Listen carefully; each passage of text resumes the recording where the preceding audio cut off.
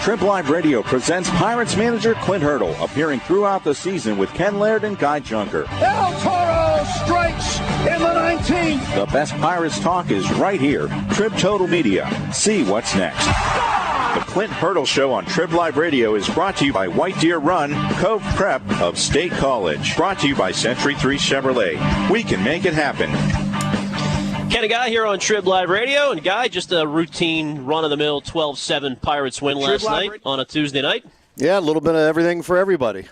Clint Hurdle, his semi-monthly visit with us here on TribLIVE Radio, kind enough to hop on. And Clint, I was wondering, with the 30,000 there last night, could you feel their energy? It looked like one of those nights everybody was pretty engaged. It's been a great homestand. The fan support that we've been getting, it's just building momentum. Great to have all that activity and all that energy on the North Shore. It's just so much fun to play in front of our crowd.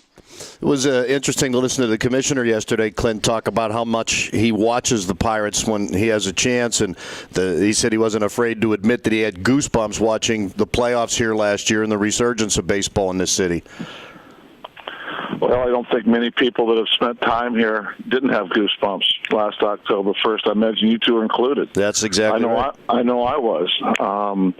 There's a hunger been in the city for a long time. The commissioner deserves a lot of credit on a lot of different fronts. One of the funny things I've engaged in just the last few days is he's making these tours and his name keeps popping up, is the conversations that people will have. And it's amazing how much people know how to do his job better than him.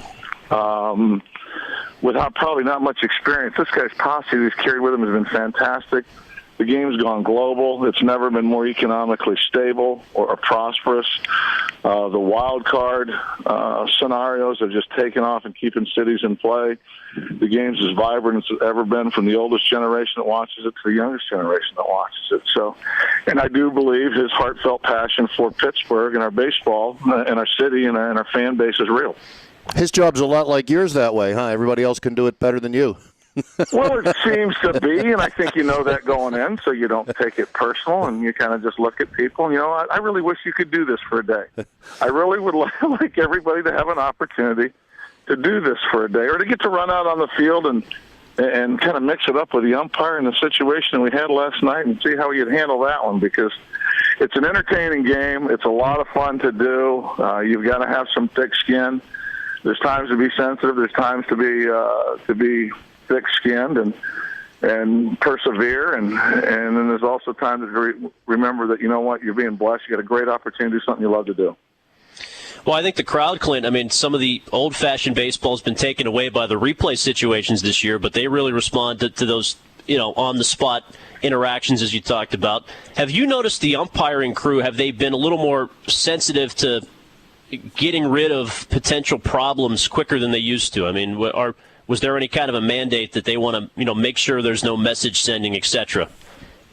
I'm not sure the question. Could you be more specific? I guess in terms of if a batter is hit, are you noticing umpires having a quicker trigger to give warnings or to eject players than ever before? No. You can watch a Sunday night game where almost the exact same scenario happened and got a completely different result. The game in St. Louis with that same team, the Dodgers. A couple guys have been hit. Matt Holliday got smoked in the thigh. Boom, boom, boom. We move on down the road. I just think it depends on the personnel in play. They have a tough job. They're trying to judge intent. They have to judge intent.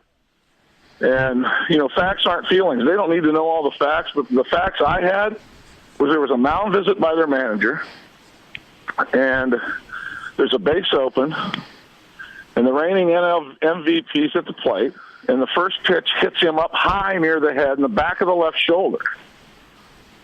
Guys hit one batter in 43 innings going into that scenario. Our guy comes in to protect hitters, yes. To pound inside, yes. And then there's no warning. He's ejected, and we just move on down the road. So I just didn't agree.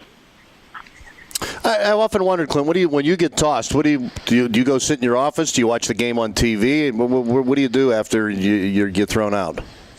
Last night I spent the last few innings in my office with Kyle Stark. Normally I just sit in the video room with the crew and Kevin Roach, our video replay guy, and also the guy that coordinates all the videotaping for all our players, and his posse in there. And just kind of watch and spectate as well. Well, I know last time you joined us, Clint, you talked about, and this was after the Grilly trade, you really liked still the vibe in the clubhouse, and you felt it was a good team, that you liked what you were seeing. A win like that, you think you called it like a family win, a team win after the game last night? Is that kind of what you're talking about? It shows up on the field, everybody contributing, but also everybody's got each other's backs as well. Sure, we've been doing it for a while. Actually, we've been doing it for a long time. We're picking up momentum with it. It's the way we play the game. We respect everything. We fear nothing. We're going to take care of our own. We got to defend the fort when we're at home. There's nothing better than playing at home here in front of this crowd, knowing that our team is committed, the name on the front, not the name on the back, and they're just guys going out and backyard scrapping, because that's what we've been doing all year. It's been backyard baseball, getting after it, and we keep playing no matter what happens. Greg Brown brought up a point over the weekend, Clint, on the radio, that in the Colorado Rockies' existence, they've had a winning record on the road 1 year, and that was only one game over 500. And obviously the difference in the elevation, the ballpark, the humidity, all the things that have been talked about, there's a physical advantage or disadvantage to a Colorado team playing home and away. Your experience there this year, your club is almost unbeatable at home, but you struggled more on the road than you did last year. I asked the question knowing there's probably no real answer for it, but is there any different approach on the road? I know it's harder to play on the road, but what can you do to be better on the road the last 2 months? Continue to play and improve as we have this year. Look at our road record in April. Look at our road record in May. Look at our road record in June. It's gotten better every month. Our road record was good last year. We've improved upon. You play good baseball, and no, you don't play any different. You don't get the last at bat. So strategically, you want to find a way to get that game tied to keep away from that bridge to the closer and keep that closer from coming in. Obviously, that's the biggest difference. But we've played exciting. We've played more one-run games in baseball, and they all haven't happened at home.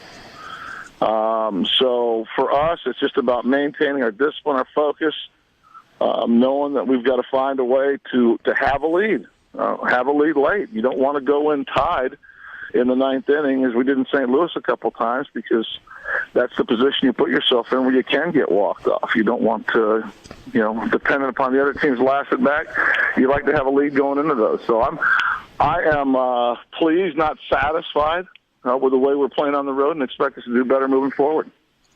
Pirates manager Clint Hurdle, our guest, just another couple moments here on TribLIVE Radio. How close is your bullpen to being where you want it, Clint? We've gone through, I think, 14 innings of scoreless ball going into last night's game. So I like the men we've got out there. I like the skill sets that we've got out there. Gomez has versatility. Pimentel gives us length. We've got two left-handed options that are both dynamic. Hughes gives us versatility and a ground ball guy with inherited runners. And, Melanson at the end has been very solid, his volume of work since he's been here. So we're in a good place, done a good job. How did you enjoy the All-Star game, and particularly watching guys, like Josh Harrison and Tony compete in it for the first time? And Andrew, I remember Clint talking to him at spring training a couple years ago, and he was almost getting freaked out a little bit about how he was being recognized even in remote parts of the world on his vacation. He really seems to be embracing his stardom now with appearing on the Weather Channel and having a good time with it all. I'm sorry, who are we talking about? The three All-Stars, for Watson and Harrison appearing in it the first time, but Andrew McCutchen he seems to really be embracing his stardom now, where a couple years ago he seemed to be a little freaked out that he was being recognized every place that he went. Well, I think it just comes with experience. He's also developed a professional posse that he depends upon for guidance and mentorship, and reaching out and touching people in a significant way, making a difference in lives other than just adding value to his stardom. He's a fun-loving guy that likes to get out in front of people and enjoy and embrace different things. Definitely enjoyed the All-Star game this year. In his own words, everybody else's words, as much as he ever has, just the experience being through it before. I mean, it was an eye-opener for Tony. It was an eye-opener for Josh. Andrew was kind of like the wily old veteran. At his young age, fourth All-Star experience, just came in and had a blast with it. Hey, Clint, last thing for you. Garrett Cole's rehab here. How patient has he been? I know he's one of those guys we've seen his passion and emotion. Have you been able to keep him grounded through the rehab process? He's been excellent. Outstanding, focused, disciplined, worked hard, spent some appropriate time down that he needed to spend down, got his thoughts together. We've drawn up the game plan, recommitted to it. He's going to throw a sim game today. It'll be one inning with the yell screen in front of him, and then 3 innings with live hitters. That goes well, then we'll map out the next step, which I anticipate being a rehab start.